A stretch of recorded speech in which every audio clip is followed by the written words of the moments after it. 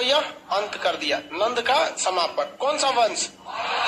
मौर्य वंश। राजा का नाम चंद्रगुप्त। चंद्रगुप्त मौर्य, मौर्य वंश की स्थापना किया। अब जरा थोड़ा सा फ्लैशबैक में चलते हैं।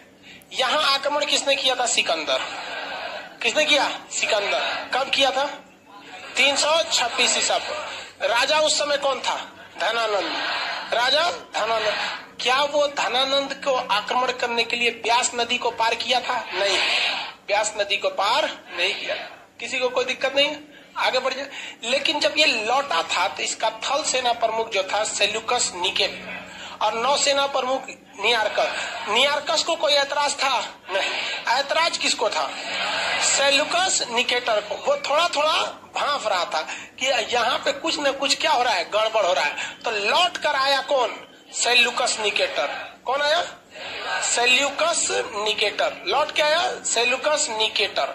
ये लौट कर आया और यहाँ जब देखा लौट कर आया और इसने ब्यास नदी को पार कर गया ससुरा।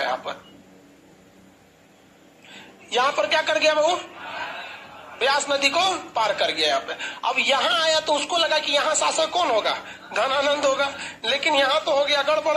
ब्यास नदी को पार किया तो यहाँ कौन वंश मिल गया? मौर्य वंश। मौर्य वंश का राजा चंद्रगुप्त मौर्य बहुत ही योग्य, ईमानदार, कर्मठ था। दूसरा, इसका खुद का प्रधानमंत्री चाणक्य। खुद का प्रधानमंत्री कौन था? चाणक्य।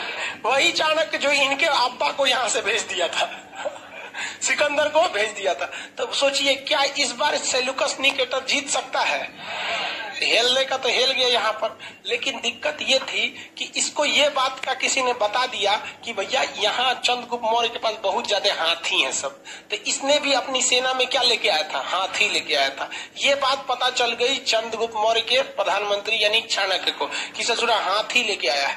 तो युद्ध का माहौल बनाने से पहले ये लोग थोड़ा सा समय कर लिए, घेर लिए इत्यादि को पूरी तरह से, और बरसात का दिन का इंतजार किया और युद्ध को उस डायरेक्शन में लेगा जिधर पानी भर जाता है। अब जब पानी भर जाएगा ना तो उसमें चंद्रगुप्त मौर्य ने अपनी फौज में जो बहुत सारे मात्रा में घोड़े को रखा था। चंद्रगुप्त मौर्य ने क्या रखा? घोड़ा। घोड़ा ससुरा पानी हिल जाता है, बढ़िया से दौड़ जाता है, थोड़ा थोड़ा पानी में एकदम आराम से दौड़ जाता है, और हाथी बिछला के गिर जाती है। अब ससुरा हाथी गिरेगी तो उठने में 10 मिनट टाइम लगेगा। भाई अब समझ लीजिए हम लोग मतलब पतला दुबला आदमी, हम लोग अगर गिर गए तो फटाक से उठ जाएंगे। कोई 2 कुंटल का है, उठ पाएगा? जल्दी नहीं उठ पाएगा। तो इसमें सोचता हाथी उसकी फंस गई। दूसरा, चंद्रगुप्त मौर्य ने अपनी, ये तो पूरी तरह षड्यंत्र में था, अपनी फौज में इसने स्वतंत्र घोड़ों को रखा था, घोड़ा वगैरह।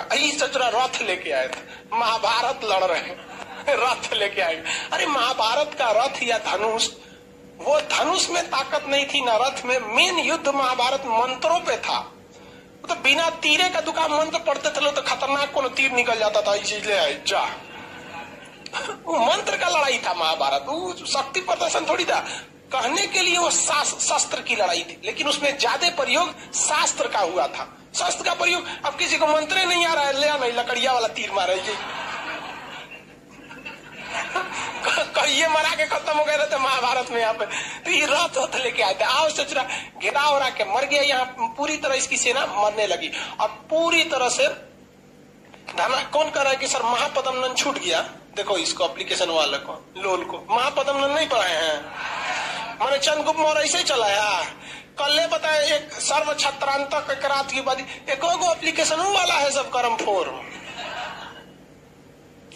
ये ठीक रहता है सब, अपने नहीं रहेगा तो नाच ना आए आंगन टेढ़ा। सीधे जो चीज समझ में नहीं आएगा, सर नहीं पढ़ाए थे आप। निकेटर यहाँ जीत रहा था, यहाँ हार रहा था, बहुत बुरी तरह फंस गया। कौन? सेल्यूकस नहीं। और जीत कौन रहा था? चंद्रगुप्त मौर्य। चंद्रगुप्त मौर्य मने मन सोचा तेरे अब्बा को हराए थे सिकंदर को, अब की तोर बारी है। अब सेल्यूकस निकेटर फंस गया। यहाँ सेल्यूकस निकेटर की हालत ऐसी थी कि 1-2 दिन लड़ाई और चल जाती तो सेल्यूकस निकेटर युद्ध में हार जाता और मारा जाता। इसलिए इसने अपनी बेटी कार्नेलिया को आगे कर दिया। आओ बहुत सुंदर एकदम बाल उल खोल के लहरा के तलवार लेके निकली है। चंद्रगुप्त मौर्य देखा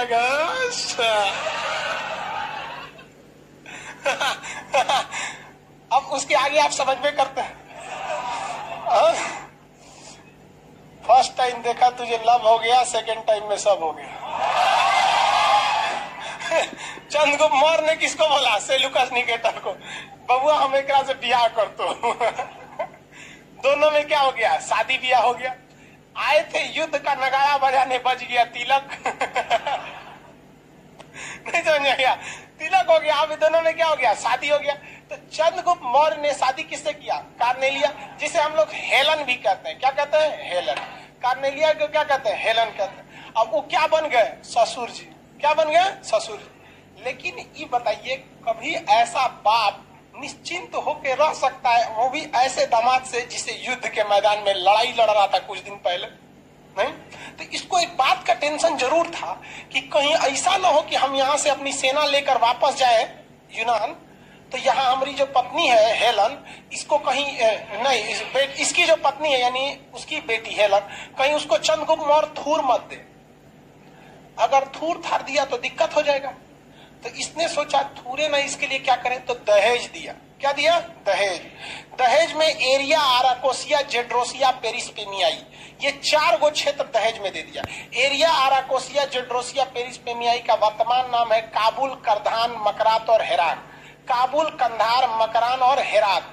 काबुल, कंधार पूरा अफगानिस्तान था उस तरह, मकरात और हेरात ये पूरा पाकिस्तान। तो चंद्रगुप्त मौर्य के दहेज में मिला था पूरा पाकिस्तान और पूरा अफगानिस्तान। ये बिहारी के छोड़े हुए दहेज पर आज 2 देश खड़े हैं सब। इतिहास गवाह है, सोचो बिहारी बहुत दहेज लेता है। अरे बाप रे बाप।